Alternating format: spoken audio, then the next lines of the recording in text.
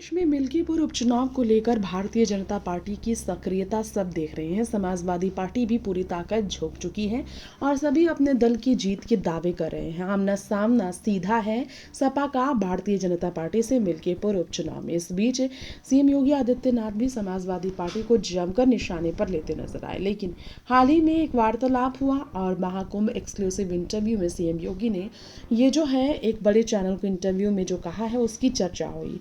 दरअसल सवाल उठा सीएम योगी पर, क्या वो मुसलमानों को यकीनन टारगेट करते हैं, जैसा उन पर आरोप लगता है कि योगी जी मुसलमानों को ही टारगेट करते हैं। तो इसी के जवाब पर योगी जी ने कहा, क्योंकि महाकुंभ को लेकर भी आजम खान सीएम योगी के टारगेट पर रहे।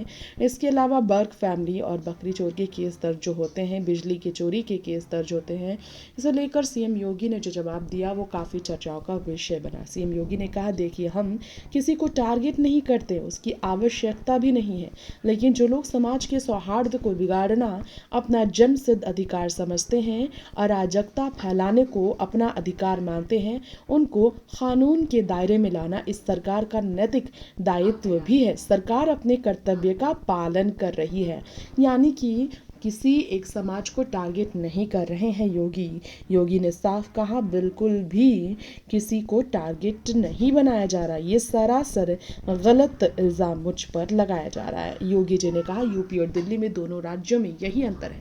उत्तर प्रदेश की भारतीय जनता पार्टी की रेबल इंजन सरकार में और दिल्ली की आम आदमी पार्टी की सरकार में अंतर है। वे अपने राजनीतिक स्वार्थ के लिए बांग्लादेशियों को वोटर बना रहे, निवेश को हतोत्साहित कर रहे, रोजगार नहीं उपलब्ध करा, डेवलपमेंट की योजनाओं को पूरी तरह से उन्होंने ठप किया। लेकिन यूपी सरकार अलग है। हमने यूपी को निवेश के सबसे बड़े गंतव्य के रूप में स्थापित करने में सफलता प्राप्त की। यूपी को देश के सबसे बड़े आध्यात्मिक पर्यटन के हब के रूप में स्थापित करने में सफलता प्राप्त की।